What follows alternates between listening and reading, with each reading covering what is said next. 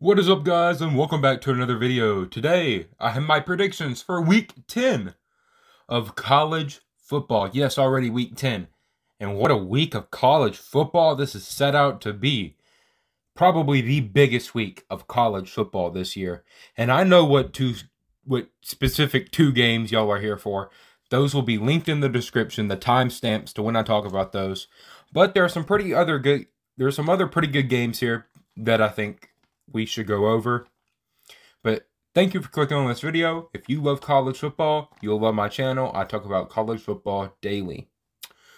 But let's get into it. Let's start off with how I've done.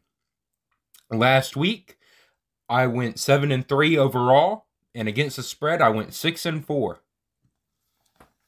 Doing a little bit better, or a little bit better by my standards at least. On the season, I am 61 of 24 overall, good for a 72% correct percentage. And against the spread, I am 35 of 50 for a 41% correct percentage. Now, that's pretty bad. It is pretty bad for someone who watches as much and invests in as much stats as college football as I do. It's not great. But hey, week by week, I go up a little bit. I keep getting better, and hopefully by the end of the year, I can get some just good weeks, and I can at least get the spread numbers to above 50%, I hope. But let's get into the predictions. Let's start off with my top 5 like I always do. Number 5, Michigan. Michigan being demoted by the playoff bowl from 4 to 5. Number 5, Michigan at Rutgers. Michigan is a 26-point favorite. Rutgers has pretty good defense, not as good offense. And Michigan, undefeated this year, really been a surprise. I didn't think they'd be quite undefeated at this point of the year. They have a great rushing attack, a solid quarterback, and a good defense. And I just think they'll play hard and they'll play aggressive, and they'll be too much for Rutgers. Give me 45-17. Michigan wins, and Michigan covers, winning by 28. Michigan wins, and Michigan covers the spread. Then number 4, Clemson at Notre Dame. Oh boy, this is a fun one. Clemson favored by 4. And Notre Dame hasn't really had the year they've hoped. This is one of the worst years in a long time for Notre Dame, probably since 2016. Brian Kelly leaving was just a disaster for them, and he's doing pretty good at LSU now, which I'll mention later. But Notre Dame is very talented. They have Michael Mayer at tight end, Brandon Joseph, the safety, Isaiah Berkeley, I think his name is, at defensive tackle. They have some talented guys there, as Notre Dame always does. And Notre Dame, huge brand of football. But Clemson, very good also. I don't think they're as high as number 4. I wouldn't put them as high as number 4 in my poll. I said that earlier this week. But Clemson, number 4, has some good guys too. They've had a QB controversy with DJ Uiagalelei and Cade Klubnik. But DJ is going to get the start. But Clemson has a lot of talented guys too. Miles Murphy, Brian Breesy, a really good defense with some talented offensive guys. It being at Notre Dame, it's tough, but I'm going to go with Clemson. Give me 38-35. Clemson wins. Tough game. I went back and forth on it. But I truly think that Clemson, everybody's saying they're frauds right now. I just think Clemson will be too much. They'll play angry. Dabo Swinney's an amazing coach going against Marcus Freeman, a rookie coach or first-year head coach, I should say. And Notre Dame hasn't had a good start. I think Notre Dame will play hard, though. Being at Notre Dame, the luck of the Irish will help them a little bit, but Clemson will be too much. I think DJ Uiagalelei, people starting to question him. I think he'll go out there and play pretty good, get revenge, because DJ Uiagalelei's first ever start in college football was against Notre Dame, a game he lost. So I think DJ will get revenge, and Clemson will win, but they do not cover. I'm going to save number 3, Georgia, for later on in the video. Number 2, Ohio State at Northwestern. Northwestern just falling apart. I mean, just a terrible year for Northwestern. I had higher hopes for them after their week 1, or really week 0 win at Nebraska. or versus Nebraska and Ireland. But man, they have not had a good year. While Ohio State, on the other hand, has had the year everybody has expected them to have and more. They are amazing. Maybe the most well-rounded team in the country. And they are playing lights out football at the moment. And I got to go with Ohio State to win. They're favored by 38. I'm going to predict Ohio State 48-7. Ohio State wins by 41. Ohio State wins and they cover the spread. I'm going to save number 1 Tennessee for later on in the video. Now let's look to some other games before we get into our ranked versus ranked matchups, which we're all very excited for. Texas Tech at number 8 TCU. Or number 7 TCU, my apologies. TCU, undefeated. Undefeated. They're ranked number 7. They've getting a little bit of disrespect, in my opinion. I have them at number 6 in my poll. But number 7 in the playoff and AP poll. The offense has been absolutely lighting it up this year. Max Duggan, Quentin Johnson have, under that offense, head coached by Sonny Dykes, have just absolutely been amazing this year. And Texas Tech, don't overlook Texas Tech. They are pretty good, have really made some teams struggle. They honestly beat Texas, which was really impressive. And to me, because I think Texas has a very talented roster with Xavier Worthy, B. John Robinson, Demarius Overshown. I mean, a lot of people. I'm not even going to get into it. So Texas Tech has been impressive this year. But TCU undefeated at home. I think it's too much. TCU favored by 8. Give me TCU 49-28. TCU wins by 21, and they cover the spread. Then we have number 12 UCLA at Arizona State.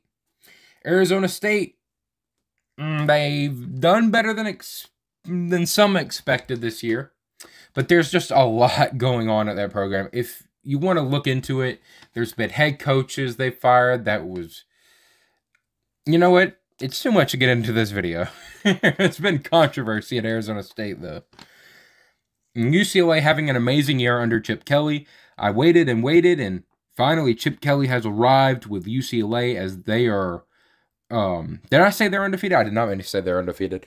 They have 1 loss. They're still in playoff contention. Number 12. They're favored by 11, but I think UCLA wins by much more than that. Give me UCLA 42-17.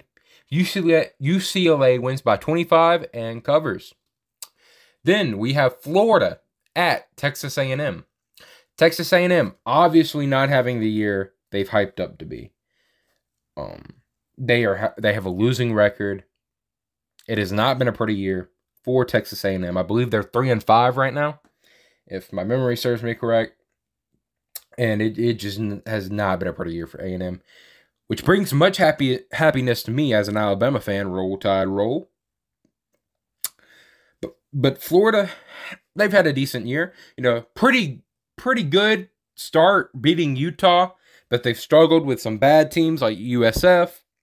Got blown out by Georgia. Now, they did keep it close with Tennessee, which was pretty good. But got blown out by Georgia. And this will be tough at Texas A&M at Kyle Field, a tough place to play. Oh, real tough place to play. Jimbo Fisher, experienced coach. Billy Napier, first-time head coach. But with how bad Texas A&M has looked, with how just terrible their offense has been, I gotta go the Florida Gators. Give me Florida 41-38. Florida wins by 3. Texas A&M favored by 3. Florida, I have winning by 3. Florida wins in an upset. I think Anthony Richardson and Billy Napier will be too much for the Aggies as the Aggies take another loss. Now, we have Florida State at Miami. 2 teams that have vastly just been disappointing to me. Florida State, after their win versus LSU, I thought they were going to have an amazing year. And now they sit here at 4-3, I believe it is. And I'm like, yeah, it's not as amazing as I thought. And Miami, oh my God, what a dumpster fire Miami has been. Losing to teams like Middle Tennessee State, just disgusting. Disgusting year for Miami. Tyler Van Dyke has not looked as advertised. But Florida State, Miami, two historic programs, even though they're struggling right now. Two very historic programs, a historic rivalry. Florida State favored by 7.5. And I think they win. Jordan Travis and Mike Norvell, too much for the Hurricanes. Give me Florida State 35-28. Florida State wins by 7 and just barely does not cover. But let's get into the ranked versus ranked matchups, of which we have 3 ranked versus ranked matchups and 2 top 10 matchups. Let's start off with 21 Wake Forest at 22 NC State. Two teams that have just gone off the rails. Two teams which a couple weeks ago you could say both had potential to make the college football playoff, but those odds are destroyed now as Wake Forest got blown out by Louisville last week, and NC State has taken some losses. Plus, Devin Leary is out. This is going to be at NC State, and I'm going to take Wake Forest. I'm going to take Wake Forest to win. I think Sam Hartman is a very good quarterback, despite playing bad last week. And NC State, without Devin Leary, even though it's at home, I just don't think they're going to be enough for the Demon Deacons. Give me Wake Forest 45-28. Wake Forest wins by 17 and covers. Now, let's get into our top 2 games of the week. Number 6, Alabama. Roll Tide Roll at number 10, LSU. A classic rivalry. And they are both ranked inside the top 10 this year. Gonna be in Death Valley at nighttime under the lights. Just so excited for this matchup. I know everybody has their sights on the other game this weekend I'll mention in a bit. But this game, do not overlook it. It'll be very good. Let's just take a look. I mean, this is the 11th time since the year 2000 that LSU and Alabama will play inside the top 10. That's crazy. It's just an insane rivalry. Two great programs. The Saban Bowl, as some people call it. Brian Kelly's first matchup against Nick Saban at LSU. Now, Brian Kelly has played Nick Saban before 2 times. Once in the college football playoff, once in the 2012 national championship. And both times, Brian Kelly got blew out. I don't see Brian Kelly getting blown out this Saturday. Jaden Daniels and LSU have been pretty good. Outside that one loss to Florida State to begin the season, the other only team they've lost to is Tennessee, a team that Alabama lost to. Now, to be fair, Alabama lost by 3 on the road. LSU got blown out at home. It's very different, but still, Jaden Daniels, like I said, playing great. His numbers are comparable to Bryce Young. Now, is he as good as a player as Bryce Young? Hell no. But, I mean, I'll give him respect. He's an incredible player, and he's playing great this season. But simply, give me the Alabama Crimson Tide. They're favored by 13.5. I have them winning 38-28. Alabama wins by 10. But they do not cover, but they do win, and that's all that matters in my books. Roll Tide, roll. Yeah, I think Bryce Young will keep his composure even at Death Valley. Jahmyr Gibbs, playmaker. Jermaine Burton, Trayshawn Holden. Eli Ricks, a revenge game for him. There's that storyline. Eli Ricks, the corner that came over from LSU to Alabama, now getting playing time, and he looked great the other week versus Mississippi State. We'll see how he does. A lot of emerging stars on this Alabama team. I simply think they will be too much for the Tigers, even though the LSU will play a tough game. LSU always plays Alabama tough, but I got Alabama winning 38-28. Alabama wins by 10. And now we have the game of the week. Oh, hold up. The game of the year? Oh, hold up. The game of the century, some people call it. Number one Tennessee at number 3 Georgia. What a matchup. One of the biggest games of the year. No, the biggest game of the year. And one of the biggest games of the century. I mean, there's been a lot of games to be called game of the century. This is only the 4th regular season game to really be called that, though. I remember 2019 LSU versus Alabama. 2011 LSU versus Alabama. Man, Alabama LSU's had some good matchups. In 2006, the game versus Ohio State and Michigan. But this is another hyped up matchup. Tennessee obviously undefeated at number 1 in the playoff poll, at number 2 in the AP poll.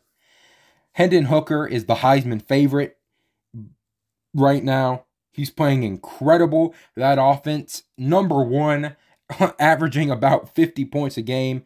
And man, Tennessee having their best season since 1998. And they are just balling right now. But Tennessee has to go play number 3 Georgia. And Georgia, the defending national champions, coached by Kirby Smart, a 5-time national champion as an assistant, and a 1-time national champion, winning it last year as a head coach. Coached some incredible defenses. Georgia has a great defense this year. Georgia favored by 8.5 at home. And man, I've really went back and forth on all these games. Whoever wins this game will win the East in all likelihood. But I went back and forth. I mean that's normal to say, of course, for such a hype matchup. Georgia's number 1 in the AP poll, number 3 in the playoff poll. So, such a hype matchup. I know it's normal to say back and forth, but there's some games where I'm like, I know who's going to win. Like last week's game of the week, Ohio State and Penn State, I was pretty confident Ohio State was going to win. No, Penn State might have gave them a struggle, but I was pretty confident Ohio State would win. This game, I really flip-flopped, but I'm going to trust my gut, and I'm going to pick number 3 Georgia to beat Tennessee 45-42. Georgia gets it done and beats the Volunteers, handing Tennessee their first loss of the season. Georgia will go to the SEC Championship, where they will have to face either Alabama, LSU, or Ole Miss. Hopefully, the Alabama Crimson Tide, roll Tide, roll. I think Tennessee, they have the number 1 offense. But do not forget, Georgia's offense is also top 10. Georgia's defense is also top 10. Tennessee's defense, 82nd. And that's really what it comes down for me. What it comes down for me is, 1, Georgia is a more well-rounded team. Now, Tennessee's offense beats Georgia's offense any day of the year. If it's strictly offense versus air, Tennessee wins this matchup. But it's not. Georgia's defense, with a ton of studs, is going to show up. And I think Georgia's more well-rounded. That's 1. 2, Georgia has been here before. Georgia, obviously with Kirby Smart, like I said, coached for years at Alabama, won 5 national championships. Or 4 national champions. 4-time national champion as an assistant. 4 national championships with Alabama. 1 as a head coach. Georgia's been here before. They've been elite before. Tennessee has not been here since 1998. They barely beat Alabama at Neyland Stadium. And now they have to go to Athens. That's really what it comes down for me. Those 3 points is what I want you to take away. 1, Georgia's more well-rounded. 2, Georgia's been in this position before. And 3, it's going to be played again in Athens with 90,000 screaming Georgia fans, one of the most passionate fan bases in all of college football. I simply cannot pick against Georgia. Give me the Bulldogs. 45-42. Georgia wins by 3, does not cover, but Georgia wins and wins the SEC East and reclaims their number 1 ranking. Now, both teams I hate. I hate Tennessee. I really hate Tennessee. I hate Georgia. I really hate Georgia. And either team that wins this game, I really hope Alabama gets revenge on them in the SEC Championship this year. I really, really do. But I got Georgia winning. I'd like to see both of them lose, but that can't happen now, can it? But thank you for watching this video. What do you think of this amazing week of college football? Please, please, please, if you've watched all this way, thank you. But also, leave your picks in the comments below.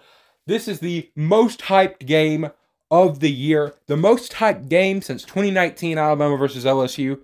I want to hear it. Who do you think is going to win? Will it be Georgia? Will it be Tennessee? And how excited are you for not only that game, but some other games, tell me in the comments, and thank you for watching this video. Roll Tide Roll.